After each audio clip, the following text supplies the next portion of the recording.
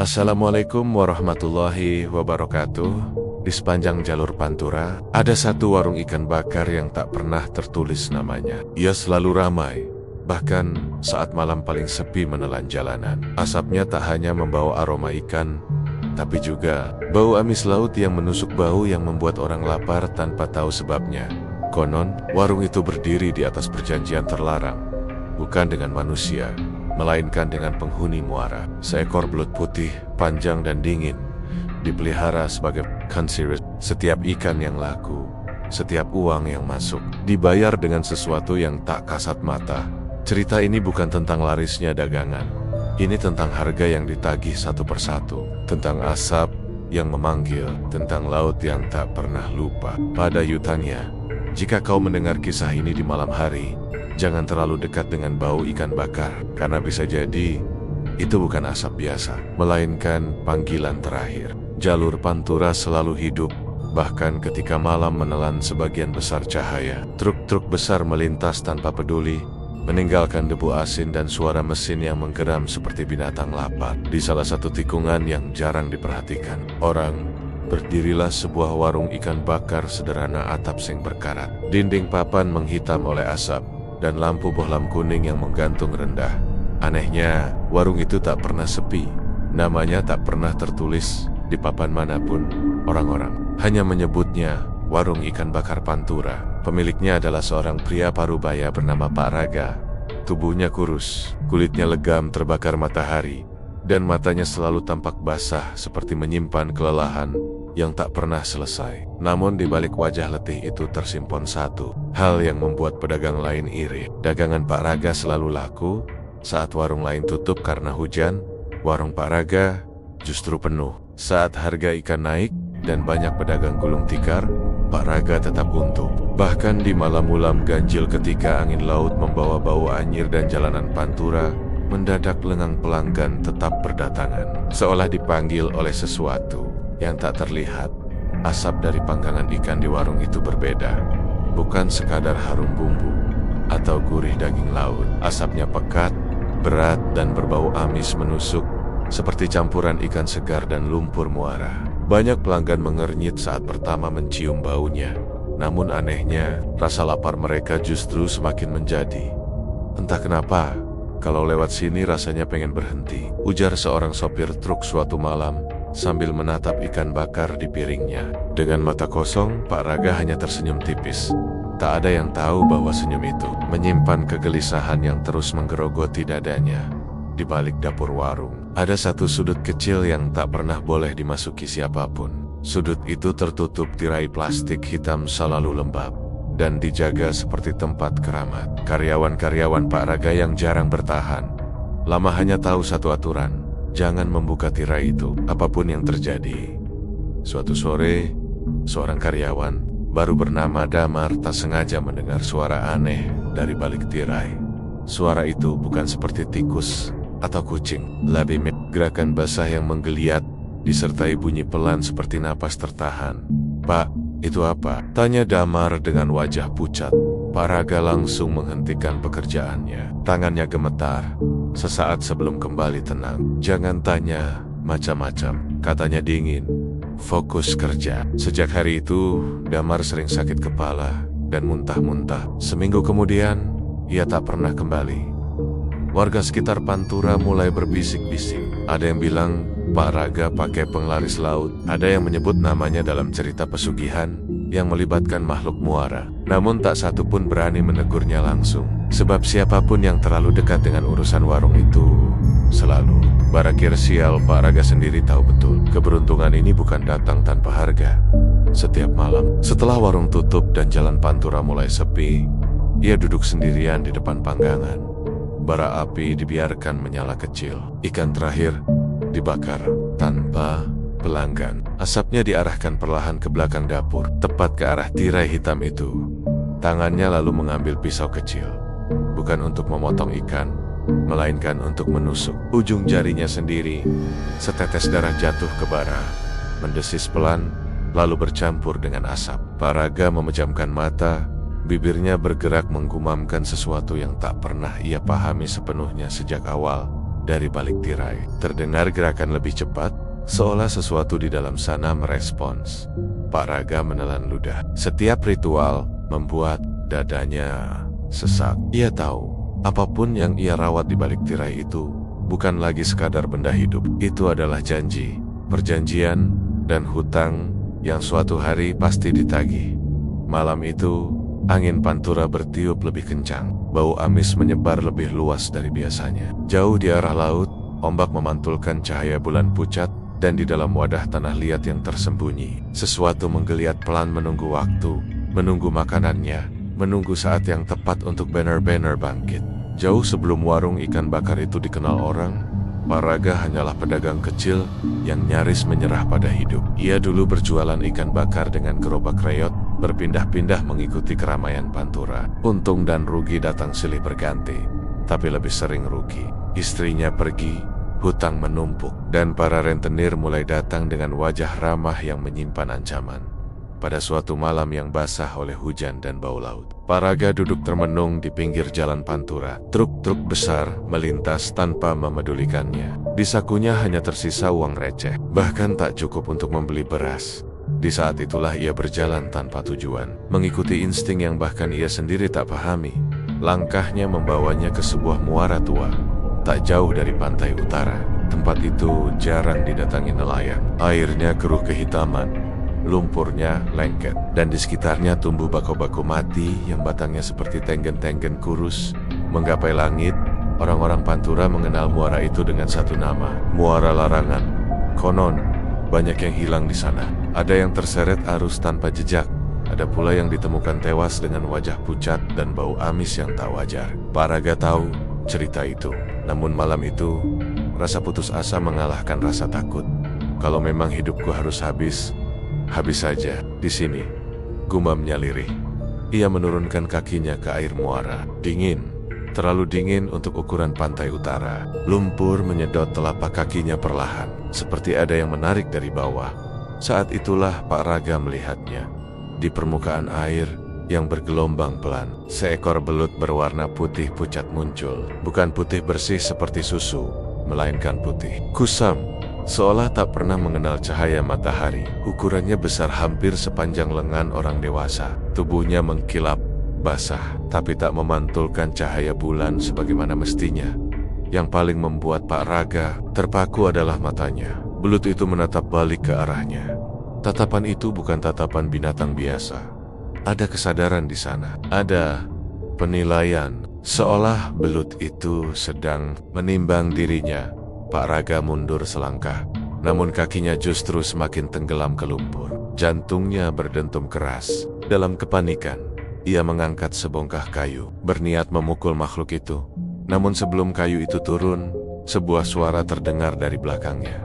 Jangan, suara itu serak, tua dan dalam. Pak Raga berbalik. Di antara batang bakau, berdiri seorang lelaki tua dengan pakaian lusuh berwarna kelabu. Rambutnya putih panjang, wajahnya penuh kerutan, dan matanya hitam legam tanpa kilau. Kalau kau bunuh dia, kata lelaki tua itu pelan, kau pulang tanpa opa-opa. Pak Raga gemetar. Siapa? Siapa, Bapak? Lelaki itu tersenyum tipis, senyum yang tak membawa kehangatan. Aku hanya penjaga. Kau yang datang dengan niat. Belut putih itu menggeliat pelan, membuat air muara beriak kecil. Lelaki tua itu mendekat dan berjongkok di tepi air. Belut ini bukan milik siapa-siapa, katanya. Ia memilih sendiri, dan malam ini ia memilihmu. Pak Raga menelan ludah. Untuk apa? Lelaki tua itu menatapnya lama, seolah menelanjangi seluruh hidupnya untuk menghidupkan apa yang hampir mati. Jawabnya, tapi ingat, setiap yang hidup perlu makan. Berapa harganya? Suara Pak Raga nyaris tak keluar. Lelaki tua itu tertawa pendek. Bukan uang. Ia mengambil kain hitam dari balik bajunya dan melemparkannya ke arah Pak Raga. Bawa dia pulang. Rawat dengan asap daganganmu. Jangan biarkan orang lain melihat. Jangan ingkari apa yang diminta. Kalau kau sanggup, hidupmu akan berubah. Kalau tidak, tanya Pak Raga dengan suara bergetar. Wajah lelaki tua itu mendadak dingin. Muara ini selalu butuh pengganti. Belut putih itu bergerak mendekat, menyentuh kaki Pak Raga. Anehnya, sentuhan itu tak terasa dingin. melainkan hangat seperti kulit manusia. Tanpa sepenuhnya sadar bagaimana caranya, Paraga mendapati dirinya membungkus belut itu dengan kain hitam dan membawanya pergi. Ketika ia menoleh kembali, lelaki tua itu sudah tak ada. Muara kembali sunyi, seolah tak pernah terjadi apa-apa. Sejak malam itu, hidup Paraga berubah. Belut putih tak pernah mati, tak pernah busuk. Ia bereaksi setiap kali mencium asap ikan bakar. Dan sejak hari pertama ritual itu dilakukan, dagangan Paraga mulai hidup. Namun di setiap malam sepi, ketika ia terbangun oleh bau amis yang memenuhi kamarnya, Paraga selalu teringat satu kalimat dari lelaki tua di muara. Setiap yang hidup perlu makan. Dan jauh di dasar muara Pantura, sesuatu mulai bergerak menunggu janji itu ditepati. Belut putih itu tidak pernah mengeluarkan suara. Namun sejak malam pertama berada di warung, Paraga tahu makhluk itu tidak pernah tidur. Ia menyimpannya di dalam wadah tanah liat besar, diisi air payau yang diambil langsung dari muara. Wadah itu selalu ditutup kain hitam pemberian lelaki tua. Anehnya, kain itu tak pernah kering, meski tak pernah dibasahi air. Selalu lembab, dingin, dan berbau lumpur laut. Pada malam pertama, Paraga mencoba berjualan kembali. Ia melakukannya dengan tangan gemetar. Tak ada keyakinan, hanya sisa nekat dari orang yang tak punya pilihan lain. Ia membakar ikan di atas bara kecil.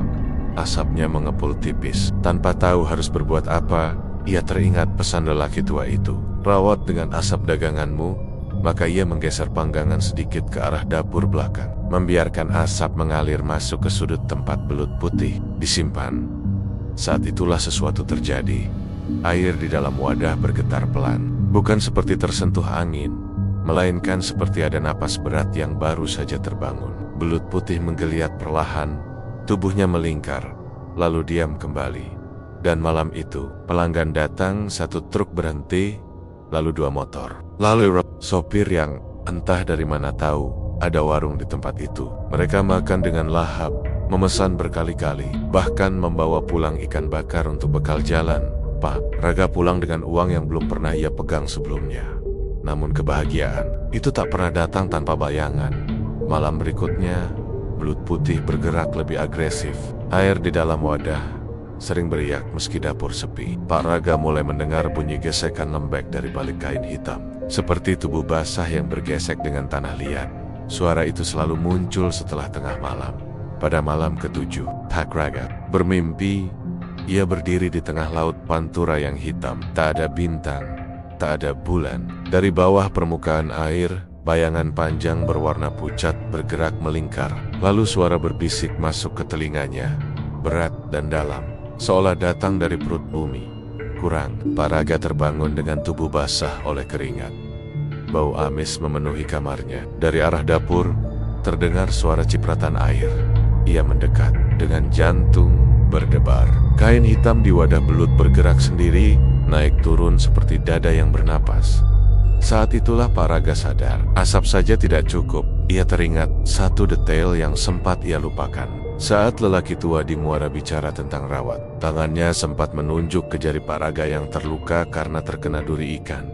Malam itu, Paraga mengambil pisau kecil. Tangannya gemetar hebat. Ia duduk di depan wadah tanah liat, menatap kain hitam yang terus bergerak pelan.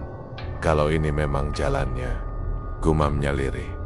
Pisau menusuk ujung jarinya. Rasa perih menyambar, diikuti aliran darah hangat. Setetes demi setetes jatuh ke dalam air wadah melalui celah kain. Belut putih mengamuk. Air beriak keras. Wadah tanah liat bergoyang. Bau amis berubah lebih tajam, lebih menusuk, hingga membuat Paraga mual. Dari balik kain, tubuh belut menggeliat liar, seolah menelan sesuatu yang telah lama ia tunggu. Dan setelah itu, semuanya tenang. Sejak ritual darah pertama, warung Paraga benar-benar hidup. Tak ada hari sepi. Bahkan saat badai datang dan hujan mengguyur Pantura, pelanggan tetap berdatangan. Mereka duduk dengan wajah kosong, makan tanpa banyak bicara, lalu pergi dengan ekspresi aneh antara puas dan lelah. Namun perubahan juga terjadi pada Paraga. Tidurnya tak pernah nyenyak. Setiap kali memejamkan mata, ia melihat laut. Bukan laut biru, melainkan lautan lumpur gelap dengan bayangan putih bergerak di bawahnya. Kadang ia terbangun sambil menggumamkan kata-kata asing yang bahkan ia sendiri tak mengerti. Yang lebih mengganggu, darahnya tak pernah lagi berhenti diminta. Setiap beberapa malam, belut putih kembali gelisah. Asap harus lebih banyak. Darah lebih. Luka di jari Pak Raga tak pernah sembuh. Selalu terbuka kembali seolah dagingnya menolak menutup. Suatu malam, seorang pelanggan menatap Pak Raga lama sebelum pergi. "Pak," katanya pelan, "ikan bakarnya enak, tapi rasanya kok kayak makan sesuatu yang hidup." Pak Raga tak menjawab. Ia hanya tersenyum tipis. Sementara dari belakang dapur terdengar bunyi kecipak pelan, seolah ada yang tertawa tanpa suara. Ia mulai mengerti satu hal yang tak pernah dikatakan secara langsung. Pesugihan ini belum meminta harga sebenarnya. Darah hanyalah pembuka, asap hanyalah pengikat, dan sesuatu di muara Pantura itu, melalui belut putihnya, sedang menunggu tahap berikutnya. Perubahan itu tidak datang sekaligus. Ia merayap pelan, seperti bau amis yang awalnya hanya tercium di dapur, lalu menyebar ke seluruh warung. Pada minggu-minggu awal, setelah ritual darah dilakukan secara rutin, Pak Raga masih berusaha meyakinkan dirinya bahwa semua baik-baik saja.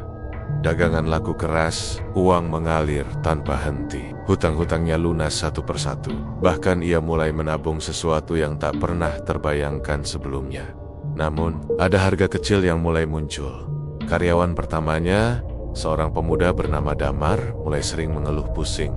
Wajahnya pucat, matanya cekung. Ia kali mencium bau asap dari dapur belakang. "Pak, saya nggak kuat baunya," katanya suatu malam sambil bersandar di dinding warung. Pak Raga hanya mengangguk singkat. "Angin laut," jawabnya. "Biasakan saja." Namun malam itu, saat warung hendak tutup, Damar tak ditemukan. Sandalnya tertinggal di belakang warung, dekat saluran air yang menuju ke muara. Polisi datang keesokan harinya, namun tak menemukan apapun selain bau amis menyengat di sekitar parit. Orang-orang menyebutnya kecelakaan, terpeleset, lalu hanyut. Hanya Pak Raga yang tahu. Malam itu belut putih kenyang. Sejak kejadian Damar, belut putih tumbuh semakin besar. Tubuhnya memenuhi hampir seluruh wadah tanah liat. Air payau sering meluap meski tak pernah ditambah. Tatapan nyayang kini makin sering terlihat saat kain hitam bergeser membuat Pak Raga tak berani menatap lama, dan permintaannya meningkat. Belut itu tak lagi tenang, hanya dengan darah jari. Ia menggeliat keras setiap kali warung ramai, seolah ikut menikmati kerumunan. Asap harus lebih tebal, darah harus lebih banyak. Pada malam-malam tertentu, Pak Raga mendengar suara lirih di kepalanya. Kurang. Ia mencoba menutup celeng, namun suara itu tak datang dari luar. Musibah berikutnya datang tanpa oba-oba. Seorang pelanggan, tetap sopir truk yang sering makan di warung, itu mengalami kecelakaan. Tak jauh dari sana, truknya terguling ke parit. Tubuhnya ditemukan keesokan pagi dalam keadaan kaku, dengan wajah pucat dan bau amis yang aneh, seolah baru diangkat dari laut. Lagi-lagi, orang menyebutnya nasib buruk. Namun malam itu, belut putih diam, tenang, tidak bergerak, tidak menuntut darah. Pak Raga duduk lama di depan wadah tanah liat. Tubuhnya gemetar. Ia mulai menyusun kipingen-kipingen yang selama ini ia abaikan. Setiap kali keuntungan melonjak, selalu ada yang hilang. Setiap kali belut itu tenang, selalu ada kabar duka. Ia mencoba berhenti. Suatu malam, Pak Raga memutuskan tidak melakukan ritual. Ia menutup warung lebih awal, mematikan bara api, dan tak meneteskan darah. Akibatnya datang cepat. Tengah malam, suara dari dapur belakang menjadi sangat keras. Wadah tanah liat berguncang hebat, seolah akan pecah. Bau amis menusuk hingga membuat mata perih. Dari balik kain hitam terdengar bunyi seperti geraman basah. Bukan suara binatang, bukan pula suara manusia. Pak Raga tersungkur, lututnya gemetar. "Cukup," bisiknya. "Aku sudah kasih." Jawaban datang dalam bentuk mimpi yang langsung menyergapnya. Meski matanya terbuka, ia melihat muara. Lelaki tua berdiri di sana, wajahnya lebih gelap dari sebelumnya. "Kau salah paham," kata sosok itu. "Bukan kau yang memberi. Kau hanya membuka pintu." "Lalu, apa yang dia mau?" teriak Pak Raga putus asa. Lelaki tua itu menunjuk ke belakangnya, ke arah laut hitam yang bergolak pelan. yang hidup untuk menghidupi yang lain. Pak Raga terbangun sambil menjerit. Pagi harinya, ia mendapati seekor kucing liar mati di depan warung. Tubuhnya kaku, mata terbuka, dan bau amisnya tak wajar. Belut putih kembali tenang. Sejak saat itu, Pak Raga berhenti menyangkal. Ia mulai memahami pola yang mengerikan. Pesugihan ini memilih sendiri tumbalnya, bukan selalu keluarga, bukan orang, tapi siapapun yang berada cukup dekat, cukup lama, dan cukup lemah. Dan yang paling menakutkan, belut putih semakin cerdas. Ia seolah tahu kapan Pak Raga mencoba melawan. Ia tahu kapan harus menekan, kapan harus menunggu. Pada suatu malam, saat warung penuh dan suara tawa pelanggan bercampur dengan bunyi bara api, Pak Raga tiba-tiba menyadari satu hal yang membuat darahnya membeku. Di antara kerumunan itu, ada sisip yang menatap ke arah dapur belakang tanpa berkedip. Tatapan itu bukan tatapan manusia yang lapar, melainkan tatapan sesuatu yang sedang memilih. Bau amis itu tidak lagi berasal dari ikan. Pak Raga menyadarinya pada suatu pagi ketika ia bangun sebelum subuh. Warung masih tertutup, panggangan dingin, ikan belum dikeluarkan dari es. Namun saat ia menarik napas, bau itu tetap ada pekat, basah, dan menusuk, seperti lumpur muara yang dipanaskan matahari. Ia mencuci wajahnya berulang kali. Sabun, air, bahkan air hangat yang hampir menyayat kulitnya tak mampu menghilangkannya. Bau itu seolah keluar dari dalam tubuhnya sendiri. Ketika ia bercermin, Pak Raga terkejut. Matanya tampak lebih cekung dari biasanya. Bagian putihnya memerah, dan di bawah kelopak matanya muncul bayangan gelap seperti bekas kurang tidur bertahun-tahun. Kulitnya terlihat kusam, lembab, seolah selalu berkeringat meski udara pagi. Pantura masih dingin. Yang paling mengganggu adalah tangannya. Jari-jarinya yang biasa ia tusuk untuk ritual darah kini penuh luka kecil yang tak pernah benar-benar menutup. Setiap kali luka mengering, kulitnya akan terbuka kembali, mengeluarkan darah segar dengan bau yang sama amis, asin, dan hangat. Pak Raga mulai menghindari orang. Ia tak lagi duduk bersama pelanggan, tak lagi banyak bicara. Ia lebih sering berdiri di dekat dapur belakang, seolah menjaga sesuatu yang tak boleh lepas dari pengawasannya. Belut putih kini jarang bergerak liar. Ia lebih sering diam, melingkar tenang di dalam wadah tanah liat. Namun ketenangan itu justru lebih menakutkan. Setiap kali Pak Raga mendekat, belut itu membuka matanya sedikit cukup untuk memperlihatkan kilau redup yang membuat jantungnya berdegup tak karuan. Seolah belut itu mengamatinya. Malam-malam Pak Raga dipenuhi mimpi yang semakin jelas. Ia melihat dirinya berdiri di depan warung, tapi tanpa atap, tanpa dinding. Jalan pantura menghilang, digantikan oleh hamparan lumpur hitam yang luas. Dari lumpur itu muncul wajah-wajah, pelanggan, karyawan, orang-orang yang pernah singgah. Wajah mereka pucat, mata kosong, mulut terbuka mengeluarkan bau amis yang sama. Kami, kumemat, bisik mereka serempak. Pak Raga terbangun sambil terengah-engah. Dadanya sesak seolah baru saja menyelam terlalu lama. Bau amis makin parah. Tetangga mulai mengeluh. Ikan busuk, ya, kata seorang ibu sambil menutup hidung saat lewat.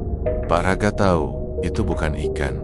Ia mencoba membersihkan warung lebih sering, mengepel lantai dengan air jeruk nipis, menyiram dapur dengan air laut, bahkan membakar kemenyan meski ia tak pernah diajari caranya. Namun bau itu tetap bertahan, malah seolah menertawakan usahanya. Belut putih merespons dengan cara aneh. Setiap kali Pak Raga berusaha membersihkan warung terlalu bersih, belut itu menggeliat gelisah. Air dalam wadah beriak, dan suara gesekan lembek kembali terdengar. Seolah makhluk itu tak menyukai kebersihan, ia menyukai jejak, sisa, dan bau hidup yang mulai rusak. Pada suatu malam, seorang pelanggan perempuan menangis setelah makan. Saya gak tahu kenapa, katanya dengan suara bergetar. Rasanya enak, tapi habis itu dada saya sesak. Seperti ada yang ngikut. Pak Raga memalingkan wajah. Ia tahu rasa itu. Ia merasakannya setiap hari. Keluarga Pak Raga tak lagi datang. Adiknya yang sempat berkunjung pulang lebih cepat. Wajahnya pucat. Mas, rumah ini bau kematian, katanya sebelum pergi. Kamu pelihara apa sebenarnya? Pak Raga tak menjawab. Ia mulai memahami sesuatu yang lebih mengerikan daripada kematian itu sendiri. Pesugihan ini tak hanya memakan tumbal, tapi juga mengikis. dirinya pelan-pelan.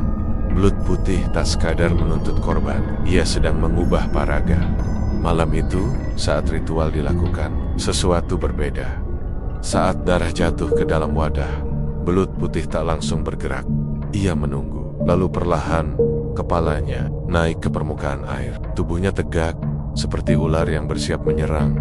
Untuk pertama kalinya, Paraga mendengar suara dari belut itu. Bukan suara dengan kata-kata, melainkan desahan berat, bercampur bunyi seperti air yang ditelan paksa. Dan di dalam kepalanya, muncul kalimat yang membuat lututnya lemas. Bukan ini. Lalu bisik Paraga putus asa. Belut itu menatapnya lama. Malam itu, untuk pertama kalinya sejak pesugihan dimulai, Paraga menyadari kebenaran yang selama ini ia tolak. Darahnya sendiri tak lagi cukup, dan bau amis yang menempel di tubuhnya hanyalah tanda awal tanda bahwa jiwanya mulai ditandai sebagai bagian dari perjanjian di luar Woreng. Angin pantura bertiup pelan, ombak terdengar lebih dekat dari biasanya, seolah laut sedang bersiap menagih haknya. Larangan itu sebenarnya sederhana. Jangan pernah memperlihatkan belut putih kepada siapapun. Bukan keluarga, bukan teman, bukan orang yang paling dipercaya sekalipun. Paraga selalu mengingatnya. Namun seperti semua orang yang terlalu lama hidup dalam keberuntungan palsu, rasa takutnya perlahan terkikis oleh kelelahan dan kesombongan yang tumbuh diam-diam. Hari itu panas, pantura terasa lebih menyengat dari biasanya. Warung penuh sejak siang, asap mengepul tanpa henti, dan bau amis bercampur dengan keringat manusia yang menumpuk. Paraga pusing, kepalanya berdengung, tangannya gemetar, bahkan sebelum ritual malam dilakukan. Dan saat itulah Sukardi datang. Sukardi adalah teman lama. Dulu sama-sama pedagang kecil, sama-sama pernah tidur di emperan, sama-sama pernah dikejar rentenir. Bedanya, hidup Sukardi tak pernah benar-benar berubah. Ia masih hidup popason, masih sering mengeluh tentang nasib. Gak masuk akal. Gak, kata Sukardi sambil menatap warung yang ramai. Dulu kita sama, sekarang kamu seperti punya pegangan. Paraga terdiam. Malam semakin larut. Pelan mulai berkurang. Sukardi belum pergi. Ia terus memandang ke arah dapur belakang, tepat ke tirai hitam yang bergoyang pelan tertiup angin. Itu apa? Tanyanya. Paraga merasakan sesuatu mencengkram dadanya. Gudang, jawabnya singkat. Namun, Sukardi mendekat. Bau amis semakin kuat. Tirai bergerak sedikit bukan karena angin.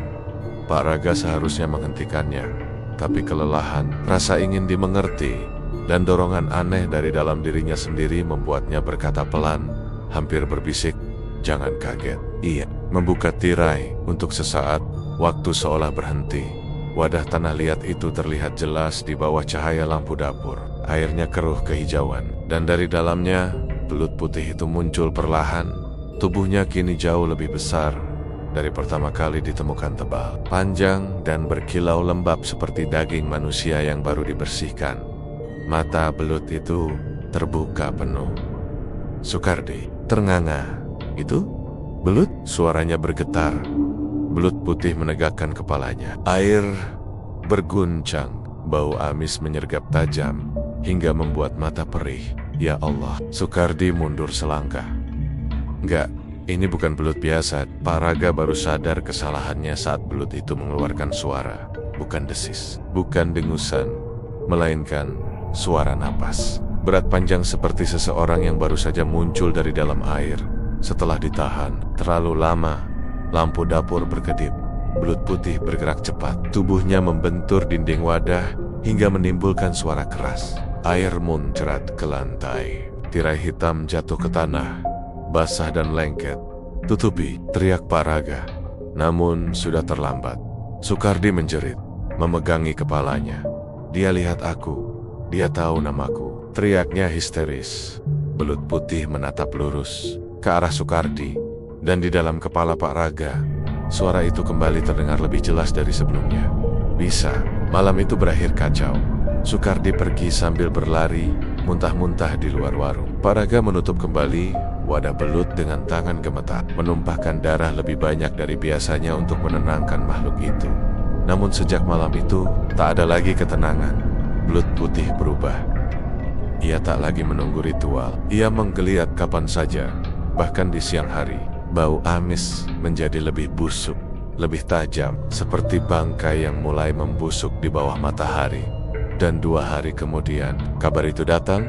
Sukardi ditemukan tewas di parit Pantura. Tubuhnya telentang, wajahnya membiru, mata terbuka lebar seolah melihat sesuatu yang mengerikan di detik terakhir hidupnya.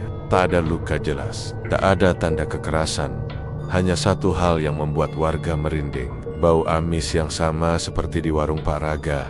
Pak Raga terduduk lemas saat mendengarnya. Malam itu, belut putih benar-benar kenyang. Ia diam, tak bergerak, tak meminta darah. Air dalam wadah tenang seperti kuburan. Dan Pak Raga tahu, larangan itu bukan sekadar aturan kosong. Larangan itu adalah batas antara memberi dan diserahkan. Sejak ia memperlihatkan belut putih kepada orang lain, Pesujihanet tak lagi hanya memakan korban yang dipilih. Sekarang, ia memanfaatkan kelengahan siapapun yang tahu, siapapun yang melihat, siapapun yang terlalu dekat. Semua bisa dijadikan pembayaran. Di tengah malam, Pak Raga bermimpi lagi tentang lelaki tua di muara. Kau sudah membuka mata orang lain, kata sosok itu tanpa emosi. Sekarang, kau harus menutupnya. Dengan cara yang lain, Pak Raga terbangun dengan tangisan tertahan. Di dapur, dari balik kain hitam, belut putih bergerak perlahan lebih tenang, lebih puas, seolah berkata, "Satu saja tidak cukup." Sejak kematian Sukardi, jalan Pantura di depan warung Pak Raga tak pernah terasa sama.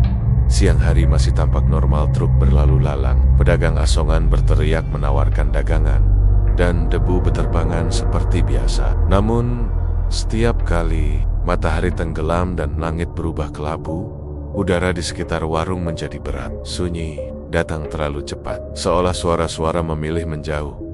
Pak Raga bisa merasakannya. Belut putih tak lagi sekadar diam atau gelisah. Ia menunggu. Malam Jumat itu datang tanpa hujan, tanpa angin. Bulan tertutup awan tipis. Lampu-lampu jalan Pantura tampak redup, berkedip tak menentu. Warung Pak Raga tetap nyala, tapi tak satu pun pelanggan datang. Jalan yang biasanya tak pernah benar-benar sepi, kini kosong, terlalu kosong. Pak Ece Raga tahu, ini malamnya. Dari balik kain hitam, belut putih bergerak naik, lebih tinggi dari biasanya. Kepalanya hampir menyentuh tepi wadah. Air meluap perlahan, mengalir di lantai dapur seperti lendir. Bau amis berubah menjadi bau darah segar. Di kepala Pak Raga, suara itu hadir, lagi tak lagi berbisik, tapi memerintah. Bawa kerja. Tubuh Pak Raga menolak, tapi kakinya melangkah. Sendiri, tangannya gemetar saat ia mengangkat wadah tanah liat. Beratnya tak masuk akal, seolah ia mengangkat sesuatu yang jauh lebih besar dari isinya. Ia keluar dari warung. Pantura malam itu seperti lorong panjang menuju kehampaan. Lampu jalan membentuk bayangan panjang yang bergetar. Dari kejauhan, suara ombak terdengar lebih dekat dari biasanya. Meski laut seharusnya masih ratusan meter jauhnya. Pak Raga melangkah ke tepi jalan. Belut putih menjulurkan kepalanya keluar dari wadah. Tubuhnya kini terlihat jelas panjang, pucat, dan berurat seperti daging manusia. Matanya berkilau redup, menatap ke arah jalan kosong, lalu terdengar suara mesin. Sebuah sepeda motor muncul dari kejauhan. Lampunya menyala terang, memecah kegelapan. Pengendaranya seorang pemuda jaket lusuh, wajah lelah, mungkin baru pulang kerja. Pak Raga ingin berteriak, ingin melambaikan tangan agar pemuda itu berhenti atau pergi, apa saja. Namun suaranya tak keluar. Belut putih bergerak, bukan melompat, bukan menyerang. Ia memanggil.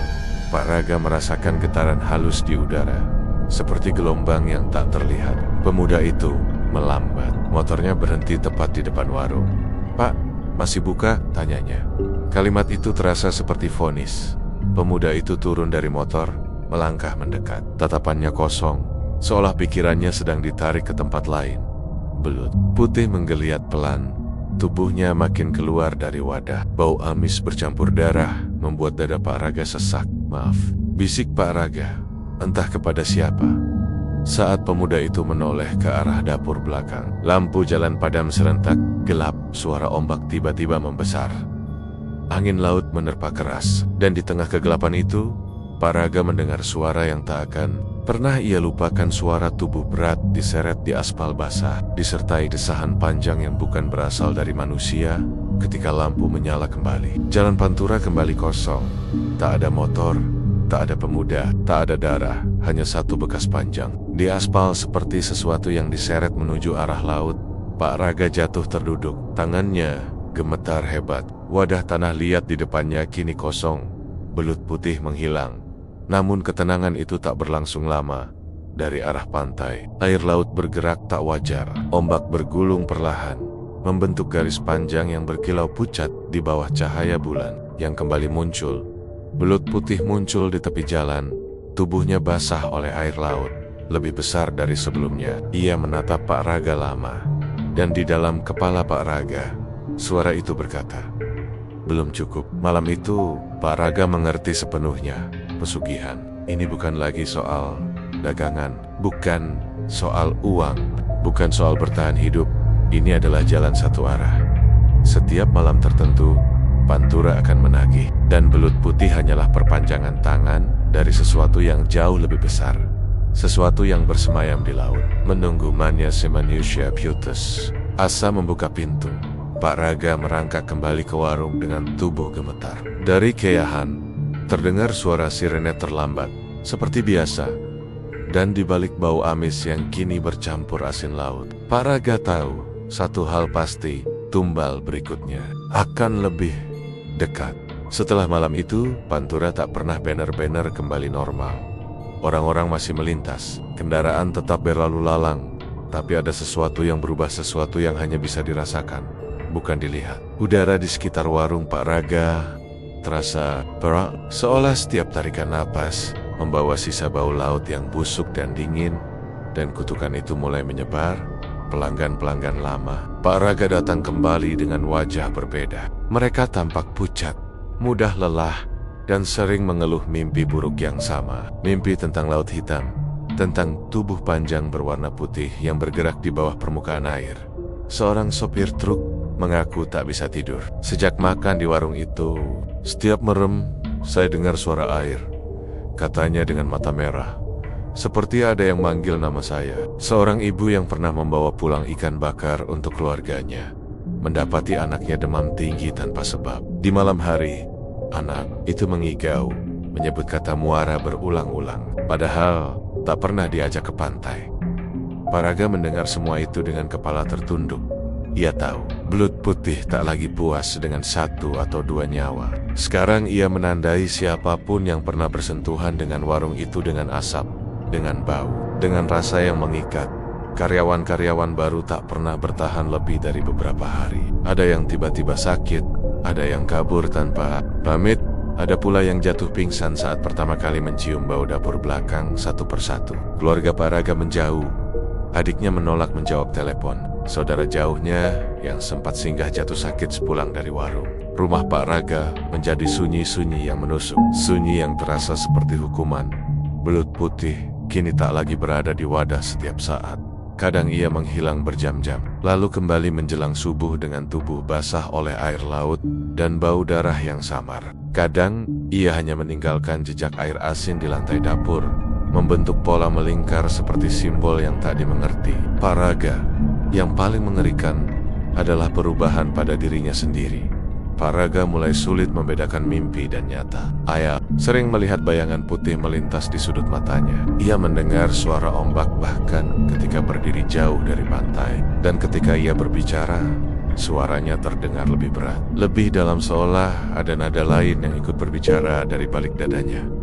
Suatu malam, Pak Raga mencoba melawan. Ia membawa palu dan berniat memecahkan wadah tanah liat tempat belut putih biasa disimpan. Tangannya terangkat tinggi, tapi sebelum palu itu jatuh, rasa sakit luar biasa menyerang dadanya. Ia terjatuh, menggeliat di lantai. Dari tenggorokannya keluar cairan asin bercampur darah. Bau amis memenuhi ruangan di hadapannya. Belut putih muncul perlahan, menatapnya dengan mata yang kini tampak lebih manusiawi. "Kalau aku mati, semua selesai," teriak Pak Raga dengan suara pecah. Jawaban datang bukan dari mulut belut itu, melainkan dari dalam kepalanya sendiri. "Kau bukan penjaga, kau jalan masuk, Pak Raga menangis. Ia sadar dirinya telah berubah menjadi bagian dari mekanisme pesugihan itu. Bukan lagi pengendali, melainkan perantara jembatan antara laut dan manusia. Kabar tentang warung itu mulai berubah menjadi cerita gelap. Orang-orang Pantura membicarakannya dengan suara pelan. Ada yang bersumpah melihat asap mengepul meski warung tutup. Ada pula yang mengaku melihat bayangan putih melintas di jalan, menyeret sesuatu ke arah pantai. Dan satu kabar membuat Pak Raga benar-benar runtuh. Seorang anak kecil, anak dari pelanggan lama, hilang saat bermain di sekitar pantai. Terakhir terlihat berjalan ke arah jalan Pantura, mengikuti sesuatu yang tak dilihat orang dewasa. Pak Raga terduduk lama di depan warung malam itu. Tangannya gemetar hebat. Dadanya sesak oleh rasa bersalah yang kini tak bisa lagi ditekan. Cukup, bisiknya. Ambil aku saja. Angin laut bertiup pelan. Ombak terdengar mendekat. Belut putih muncul di hadapannya. Tubuhnya kini sangat besar, hampir memenuhi lebar dapur. Tatapannya tak lagi dingin. Ada sesuatu seperti kepemilikan di sana. Dan untuk pertama kalinya, Pak Raga memahami arti sebenarnya. Dari perjanjian itu, pesugihan ini tak akan berhenti dengan kematian satu orang. Ia hanya akan berhenti ketika jalan masuknya ditutup. Dan satu-satunya cara menutup jalan itu adalah dengan mengorbankan diri yang membukanya. Di kejauhan, laut Pantura bergemuruh pelan, seolah menyetujui. Bab 8 selesai. Malam itu, Pak Raga menutup warung lebih awal.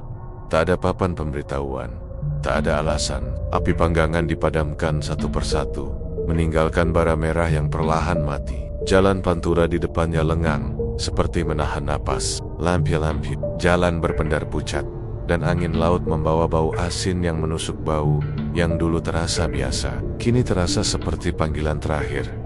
Pak Raga berdiri lama di depan warung, menatap bikas-bikas kehidupan yang ia bangun dengan harga terlalu mahal. Bangku kayu yang aus oleh tubuh-tubuh singgah, meja berbekas pisau dan bumbu, dinding papan yang menghitam oleh asap saksi bisu dari laris yang tak wajar, dan doa-doa yang tak pernah tulus. Di dapur belakang, belut putih menunggu. Ia muncul perlahan dari balik bayangan. Tubuhnya kini nyaris memenuhi ruangan. Kulitnya pucat berkilau, berurat seperti daging hidup. Matanya mata itu menatap Pak Raga dengan ketenangan yang mengerikan. Tak ada amarah, tak ada lapar yang tergesa, hanya kepastian. Pak Raga melangkah mendekat. Tangannya tak lagi gemetar. Ada ketenangan aneh yang merayap, seperti orang yang akhirnya menerima vonisnya. Aku yang membuka pintu, katanya lirih. Aku yang menutup. Belut putih bergerak, membuat air asin mengalir di lantai. Dari keyahan, suara ombak terdengar, lebih dekat dari biasanya, seolah laut merambat naik menjemput haknya. Pak Raga membuka kain hitam itu sepenuhnya. Udara seketika menjadi berat. Bau amis memuncak, bukan bau busuk, melainkan bau kehidupan yang akan berakhir. Ia merasakan dadanya sesak, napasnya pendek, tapi langkahnya tetap maju. Tak ada lagi, ucapnya. Tak ada pelanggan, tak ada keluarga, tak ada jalan. Suara itu muncul untuk terakhir kalinya di kepalanya, bukan perintah, bukan bisikan, melainkan kesepakatan. Masuk. Pak Raga mengangguk. Ia mengambil pisau kecil yang selama ini ia gunakan untuk ritual. Pisau itu tak lagi terasa dingin di tangannya. Melukai telapak tangannya bukan setetes, melainkan luka terbuka. Darah mengalir deras, jatuh ke lantai, menyatu dengan air asin yang membasahi ubin dapur. Belut putih mendekat, tubuhnya membentuk lingkaran seperti pagar hidup. Di luar, angin Pantura mengamuk, lampu jalan berkedip liar. Dari arah pantai, ombak menggulung lebih tinggi, memantulkan cahaya bulan yang kini muncul sepenuhnya pucat, bulat dan dingin.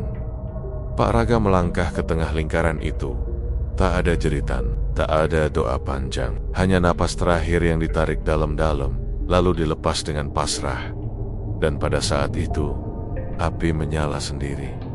Bukan di panggangan, melainkan di seluruh warung. Api menjilat dinding papan dengan cepat, namun anehnya, tak ada suara kayu terbakar. Asap mengepul, tebal, berwarna keabu-abuan dengan semburat putih asap yang sama, seperti yang selama ini memikat orang-orang untuk singgah di tengah kobaran. Belut putih mengangkat tubuhnya tinggi-tinggi, lalu meluncur ke arah pintu, menuju jalan Pantura yang terbuka lebar. api tak menyentuhnya. Asap justru membukakan jalan. Belut itu melintasi aspal, meninggalkan jejak air asin dan darah yang perlahan menguap. Di kejauhan, laut membuka dirinya, ombak terbelah sesaat, menerima kembali apa yang menjadi miliknya. Ketika api padam, warung itu lenyap. Tak ada puing, tak ada abu, tak ada sisa-sisa kebakaran. Hanya tanah hitam yang lembab dan bau amis samar yang bertahan beberapa hari, lalu menghilang. Pagi harinya, orang-orang Pantura berkumpul. Mereka bertanya-tanya kemana perginya warung yang selama ini tak pernah tutup. Tak ada yang menemukan jawaban pasti. Polisi datang, mencatat, lalu pergi. Jalan kembali dilalui truk dan motor seperti biasa. Namun legenda lahir di antara celah-celah cerita. Ada yang bersumpah melihat asap ikan bakar mengepul di malam-malam tertentu tanpa api, tanpa warung. Ada yang mencium bau amis mendadak di tikungan itu, lalu melihat bayangan putih melintas menuju pantai. Dan ada satu pesan yang beredar dari mulut ke mulut, pelan namun tegas.